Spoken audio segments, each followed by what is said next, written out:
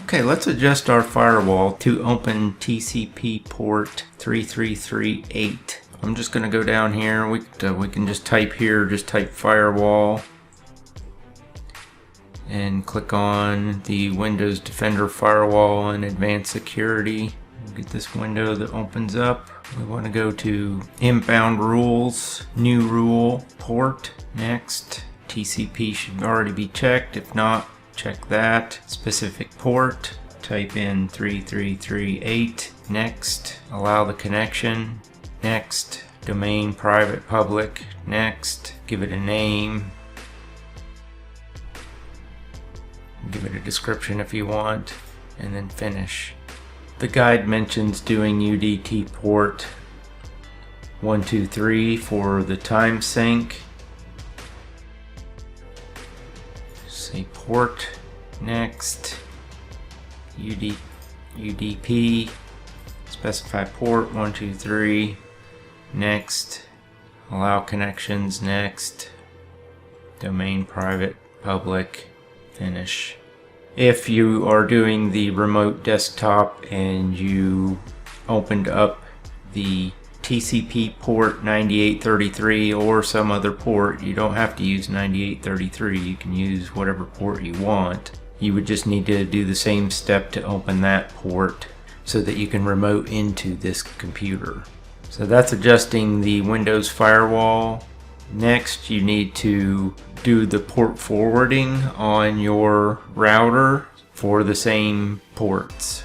If you're doing the Hydra testnet, you also need to open up port 13333. So you would just go through the same process, inbound rules, new rule, port, TCP, specific ports 13333, next, allow all connections, domain private public, and then just give it a name. I've already done it on mine, so I'm just going to cancel this one. You should see your Hydra in your inbound rules. So there should be two GUI already in there, and the main net and the test net if you're doing the test net. It's best to reboot your computer after making these changes to make sure that they apply. So close out and restart your computer, and your ports should be open on Windows Firewall. Next, we will do the port forwarding on our router. Okay, for the port forwarding, it's going to vary based on the router manufacturer you have. I'm going to show you how I did it in mine. I have an Orbi. Just log into my router. On mine, it is under the Advanced tab, Advanced Setup, and Port Forwarding. So you're going to want to look for this port forwarding on your router, and you're going to want to add the external port and the local IP address of the machine you're sending it to. I did an add custom service, and I typed in the service name, the protocols TCP, UDP, put in the port, which is 3338, and then I just was able to select the device that I wanted to send it to. For mine, I was mining on my Raspberry Pi, so I send it to my local IP address.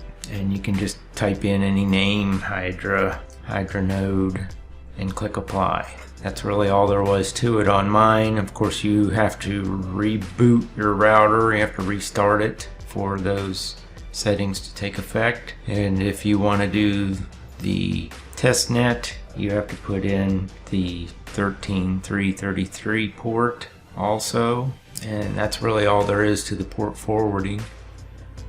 I'm going to go through the process of installing it on a Windows computer, and I have a 64-bit system, so I'm going to download the 64-bit version, but if you're running 32-bit, you would download the 32-bit version. It's essentially just download and install. So I'll click on the download. We see it going through the download process here. It's going to verify it, and now it's ready, so I'm just going to click on it.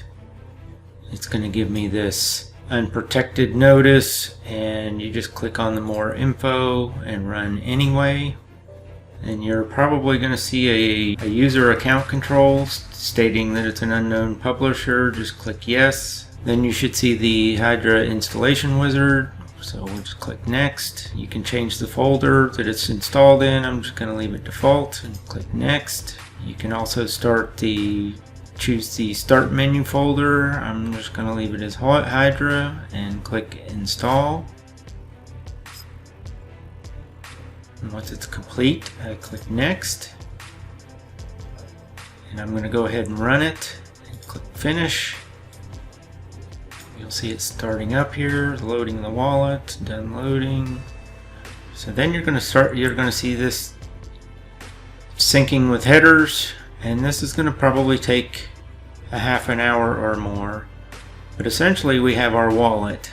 Okay, so you've watched my other two videos, and now you're interested in setting up your own staking node. We've gone over the considerations, and one thing to keep in mind is that the staking weight of the network is increasing every week because of the airdrop. So if we go to the hydrachain.org website, we can see some information on the nodes, how many nodes are currently running. And we can also go down to this powerful staking economy and click on this calculate staking rewards.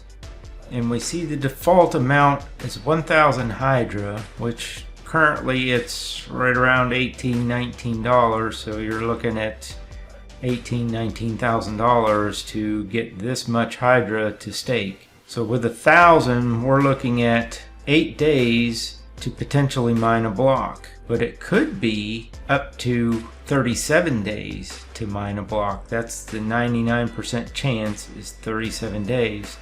So there's a 1% chance that it could take even longer than that. So you need to keep that in mind. So if you only have enough money to buy, say, 100 Hydra, so you're willing to put $1,800, $1,900 in right now, we can see that that is going to increase it to 81 days. So it's not very likely that you want to stake Hydra probably really with less than, they're saying 600 right now, but really 1,000 is probably a more reasonable entry point at this time, because your staking weight's going to go down every week until the end of the airdrop.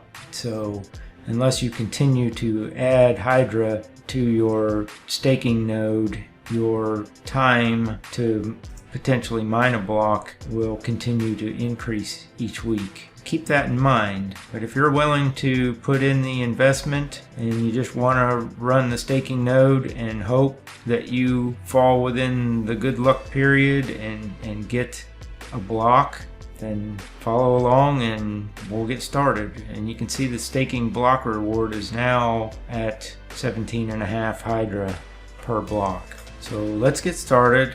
Again, I'm doing this in the testnet, so I've got the testnet wallet open. I've got it locked. I've got 5 connections right now, which is pretty good on the testnet. It sometimes goes to 8. I do have the port open for the testnet, which is a different port, but you don't need to have it open. So first thing we're going to do, since I have 0 Hydra, testnet Hydra, in this account, I'm going to go get some. So to do that, we want to get our address. So let's just copy this address, and then we will go to the faucet, which is this testexplorer.hydrachain, and then click on the faucet. It's going to make sure I'm not a robot, so it's going to give me this Captasia that says I'm not a robot. Click on the images that are planes, and we'll click on the planes. And once we get through the Captasia, it asks for the wallet address. I'm going to paste that in there, and it's telling me that we can make a single request per hour, and one request gets us 1,000 Hydra. Maximum request is 1 million Hydra a day. So I'm going to do this a few times until I get my wallet up to about probably 5,000 Hydra, and then I'll be back. As we can see, we got our first 1,000, so I'm going to continue to request more Hydra every hour until I have about 5,000 or more. Alright, I'm back. I now have 5,000 Hydra, and we can go to our transactions here and see the list of the 5 transactions receiving 1,000. And one thing to keep in mind is that if you mouse over each one of these, it'll give you the confirmations that you have on each one of those. So as you can see, they're getting smaller, and this one I just received, and I've only got 1 of 10 recommended confirmations. When you're receiving the Hydra, it only takes 1 confirmation before it shows up here. When you're staking and you receive a reward, it takes 501 confirmations before it will be available for staking. Alright, so let's take a look around. So again, we're on the test net, but you should see similar things on the main net. So under this check mark icon, we see that the blocks are up to date. Under the snowflake icon or connection icon, I see 6 active connections. You should see 8 minimum usually on the main net. We see that we're not staking because the wallet is locked, and the HD key, and we see that the wallet is encrypted and currently locked. So to get started staking, we need to go to the settings and unlock the wallet, and we want to make sure that this for staking only is checked, and then we just type in our password to unlock it for staking. Click OK, and this icon changes just a little bit. It's broken here now, and if you mouse over it, it will say wallet is encrypted and currently unlocked for staking only. So now we can go to our staking tab. We see that we have 5,000 Hydra available for staking. The stake here, this will only change once you've actually mined a block, so this is not how much Hydra you have staking. So to get the staking active, we just need to change this button here. We just need to slide it to the right, and it turns blue, and now we're staking. Now this is a test net, but it's showing the block height, what the reward is, the network weight, and what the return on investment is percentage wise. So on the test net, we're around 95%. On the main net right now, it's like right at 80, just under 80, I believe, and we're at a block reward of just over 17.5. The network weight is somewhere around 5.5 million. It fluctuates quite a bit. If you go into your staking wallet periodically throughout the day, you'll see it change by a million. Sometimes you'll see it 3 million something, sometimes you'll see it 6 million something. So it fluctuates quite a bit throughout the day. That's where using the calculator probably gives you a more accurate assessment on your expected mining period. For us, if we had 5,000, of course this is on the main net, so it's not going to give us an accurate number on the test net, but if we had 5,000 on the main net, we're looking at 1.5 days roughly for an expected around 68%, I believe, if I remember correctly. This is like the 68% will mine within this range, or 67, and then the bad luck period could take us as long as 7.5 days. So this is a better representation of the current status of the network on average. So now if we mouse over up here, this little icon, this shield with this lightning bolt, we'll see that our weight is 1,000, and that's because we only have 1 of the transactions that have exceeded the 501 confirmations. It's given us an expected time to earn a reward of 6 days because we're only staking at 1,000 weight right now.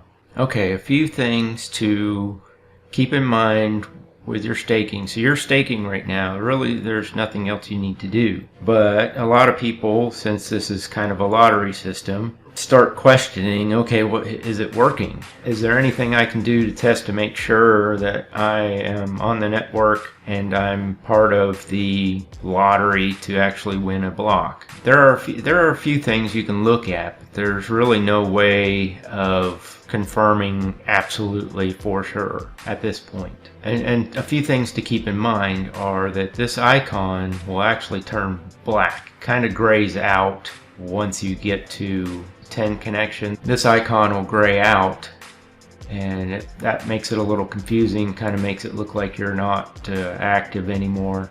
And one thing I did notice that I'm going to mention here is you don't want to click on this. If you click on it, it basically turns your connection off and disables your network. Even though the staking icon is on, we're disconnected. We just disabled the network connection. So don't click on that one. I did that by accident one time. And then it basically is starting our connections over again, and as you can see, these dots were changing as it's reconnecting. So it's 4, so that once the icon, again, once it gets to, on the main net, it gets to like a 9 or 10, it completely grays out. Just keep that in mind. Again, I showed the transactions. This is the only one that has the 501 confirmations, so this is the only one that's staking right now. So a few other things we can look at. We can go to help in the information window. We see our connections in and out. We've got 1 in, 4 out, current number of blocks. We've got the console. We got some network traffic here, so we can set and look at our network traffic, and this is showing us 30 minutes. We can change this down to like 5 minutes if we want to see it more active, 15 minutes. So we see it moving a little bit more. So you can play with this and actually see the network traffic. It takes a little bit for it to refresh, and this is a lot more active on the main net. This test net, it's not quite as active because we don't have as many connections, but it does take a little bit for it to come back up. So the main one we want to look at are the peers. Under our peers, you should have 8. Again, we can click on each one of these peers, and we want to check our time offset. So we got a 1 second time difference. I usually see 0, -1, or 1. I have seen higher. I've seen 5 seconds on some. But we've got a, it looks like a 1 second offset on all of these. Sometimes if you're checking this frequently, you'll see a box down here with an IP address that says it's banned with a time. It'll be banned for a certain amount of time, so it'll give a date when that IP address is going to be unbanned. You want to make sure that that IP address is not your IP address.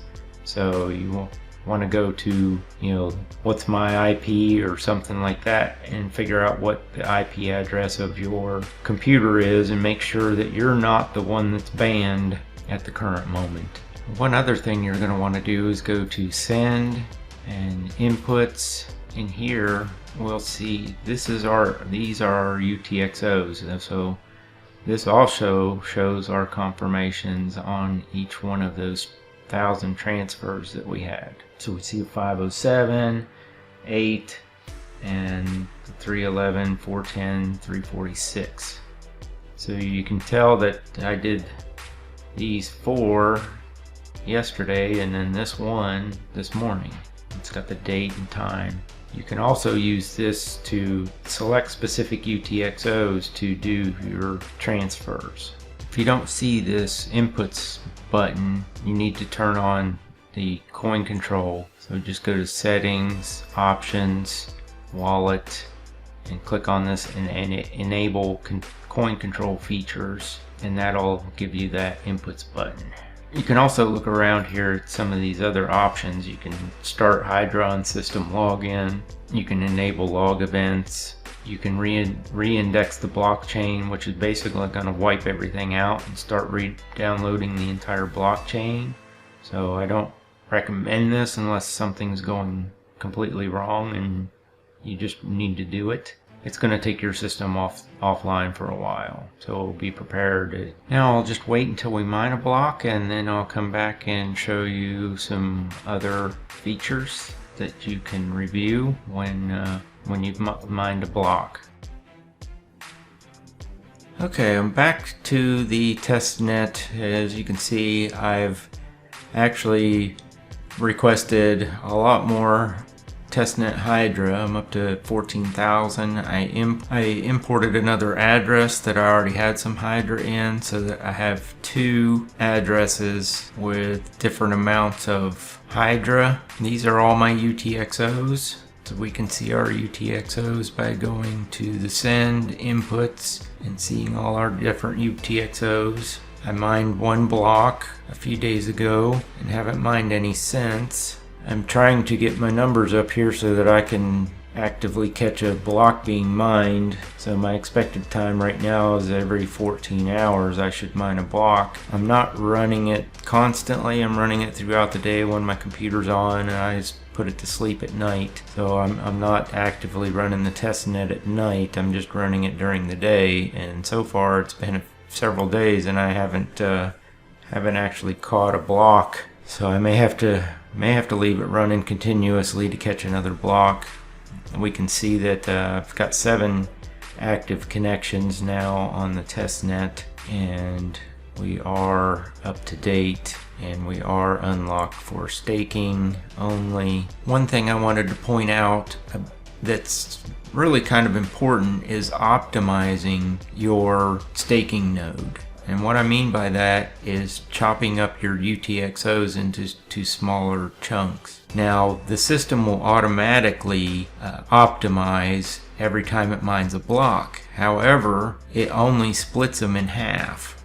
So if we go to send and go to our inputs and look at our UTXOs, we have several that are 1,000, and you can see I already broke some of them up into 100 sizes of 100. In my experience, if one of these UTXOs mines a block, it will only use that UTXO for the mining of the block. So you will only have 100 Hydra being used out of your entire available Hydra. And this is beneficial because if you think of each Hydra as a lottery ticket to win the next block, you want to take as few out as possible. So if one of these UTXOs is 1,000, say this 1,000 wins the block, it's going to tie that whole 1,000 up for 17.5 hours until we get the 501 confirmations before it's put back in. If this 100 mines a block, then only that 100 is going to be used. The other 900 are going to still be out there available to win a block. So that makes a huge difference. So right now we've got over 14,000 Hydra available, but if one of these 1,000s win, then it's going to be that 1,000 tied up for 17.5 plus hours until it matures again, and then it's going to split that 1,000 in half plus the reward. So we would get blocks that are like this one that it did split. So this 1,000, these two right here together were the 1,000 that mined that first block, and it split those in half into the 507 and 507. So before this gets optimized, each one of these would have to win a block again, and then it's going to split those again, and it's going to have this 500 tied up instead of just 100. So then it'll split that 500 into 2 blocks of 250 plus the amount of the reward. So it's really going to have to, and then each one of those will have to win. So it's like a big pyramid going from that 1,000 to 500 to 250, and then those 250s will split again. And then you still have the 500 on the other side with 250, 250. So As you can see, you would have to win a lot of blocks before that 1,000 Hydra becomes optimized. So it's best to do it on your own. Now it costs, the system will optimize it automatically and it won't cost you anything, but the cost of sending the Hydra to yourself and breaking it out into the 100, somewhere between 100 and 200, or less than 200. I highly recommend doing that. It's best if you do it as soon as you transfer. So if you were transferring, say, 1,000 Hydra from KuCoin to your staking node, as soon as you receive it, you want to go in here, select that UTXO. We're going to click OK. We're going to send it to our own address. So we can click on this button to paste from clipboard, or we can choose from a previously used address if we have one in here in our list. We want to actually select our own address, and we want to send that. I broke them up into 100. So I've noticed that if it's between 100 and 200, it will only use that block. It won't take another block for the mining of the reward. If it's less than 100, it's going to take the next lowest UTXO until it gets to above 200, where it can split it in half. I feel like the best optimization is to have your UTXOs somewhere between 100 and 200. 100 being the best. Anything less than 200, it should only use that UTXO. So that's going to, I think, give you the best optimization. Keep the most Hydra out there available to win blocks. So then all we do is hit send, enter in our passphrase. It's going to give us a confirmation. We say yes. Now keep in mind, to do this on Hydra, it's only 20 cents. We're talking 20 cents each transaction. So it's a minor expense to potentially win hundreds of dollars worth of Hydra. So I feel like it's beneficial to do it. And you would just keep doing that over and over and over again until you get them all split up. So we split that once, and now we should have we can just look for our zeros here. So this is the one we just sent, and this is the one we sent it from, because they're still maturing now. So I can go back in here, click on this one again, click OK, and do the same process over again, and just keep doing it over and over and over until all of them are, yep, you have to type in your password every time. So wait for the confirmation, click yes, go back to send and receive and inputs, look for our zeros here. So now we have another 100 here, another 100 here, and this is the one we're splitting from, and just keep repeating that same process over and over and over again until you have it all optimized. Now obviously it would take me a long time to split every one of these. If you don't want to spend that time doing it, that's fine. But keep in mind, if you have this much Hydra and it's split up into this many UTXOs with 1,000, and we do that pyramid, it's going to take a long time, and we'll have a lot of Hydra taken out of the lottery before it gets optimized. So I highly recommend optimizing your node first thing so that you have the best odds of winning the most blocks.